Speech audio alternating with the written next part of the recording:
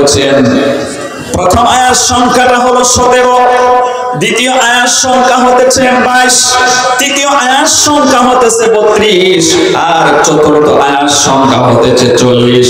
ওয়ালাকাদ ইয়াসসারনাল কুরআনা লিযিকরি ফাহাল মিন মুদ্দাকির।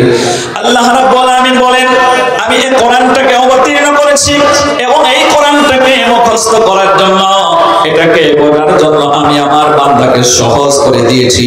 এরপরেও কোন কি বান্দা নেই যে এই কোরআন হাতে নিয়ে পড়বে, এখান থেকে সবক হাসিল করবে?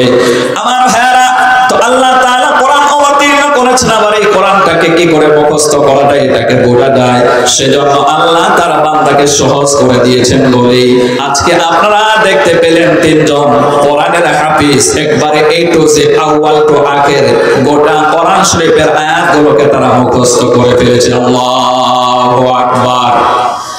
আমার ভাইরা, তো এই কোরআন আল্লাহ তাআলা বলেন বাল হুয়া কুরআনুম মাজিদুন ফি লাওহিম মাহফুজ, বরং এটা হলো সম্মানী কিতাব কোরআনে মাজিদ, এটাকে লাওহে মাহফুজে আল্লাহ রাব্বুল আলামিন সংরক্ষণ করেছেন, ওখান থেকেই কপি করে দুনিয়ায় প্রেরণ করা হয়েছে।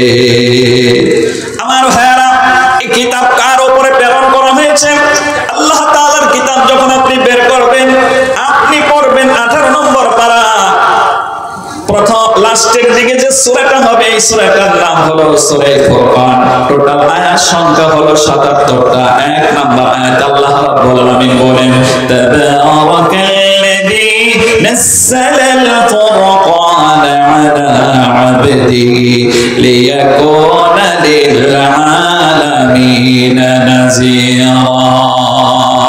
আল্লাহ রাব্বুল আলামিন বলেন, অতি বরকতপূর্ণ মহান সত্তা তিনি, যিনি তার বান্দার প্রতি ফুরকান নামক কিতাবকে অবতীর্ণ করেছেন।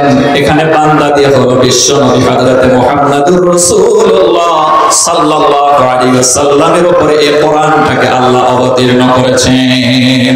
আর এই অবতীর্ণের প্রক্রিয়াটা ছিল ধাপে ধাপে, পর্যায়ক্রমে, জরুরত অনুযায়ী। টোটাল 23 বছরে এই কোরআনে কারীম অবতীর্ণ হয়। বন্ধুগণ, এই কোরআনটাকে আল্লাহ তাআলা কেন নাযিল করলেন, কি উদ্দেশ্য নিয়ে কোরআনটাকে আল্লাহ তাআলা নাযিল করেছেন, সে কথা কোরআনে কারীমের ভিতরে আল্লাহ রাব্বুল আলামিন বলেন আলিফ লাম রা কিতাবুন আরসালনাহু ইলাইকা লিতুখরিজান নাস মিনাজ-যুলুমাতি ইলান-নূর। আল্লাহ রাব্বুল আলামিন বলেন, এই কোরআনটাকে আমি এজন্যই অবতীর্ণ করেছি যাতে করে এই কোরআন গোটা বিশ্বের মানব মণ্ডলীদেরকে অন্ধকার থেকে তাকে আলোর সন্ধান দেবে। এখানে বন্ধুগণ, অন্ধকার দিয়ে এটা আজকে রাত্র হয়েছে সেই অন্ধকার বোঝানো হয়নি, এখানে অন্ধকার দিয়ে আমার ভাইয়েরা, এই যে আপনাদের পাশে ফারাক্কা নদী আছে, ফারাক্কা সমুদ্রের তলে পানির যে অন্ধকার হয় সেই অন্ধকার বোঝানো হয়নি। এখানে অন্ধকার দিয়ে রুমের ভিতরে আপনি দরজা লাগিয়ে জানালাগুলো লাগিয়ে দিলে যে একটা অন্ধকার হয় সেই অন্ধকার বোঝানো হয়নি।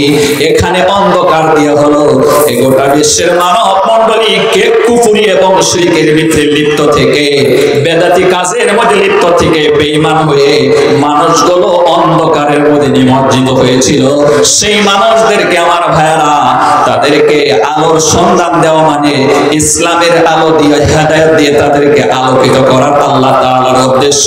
এই জন্যই আল্লাহ কোরআনে কারীমকে অবতীর্ণ করেছেন। আল্লাহু আকবার।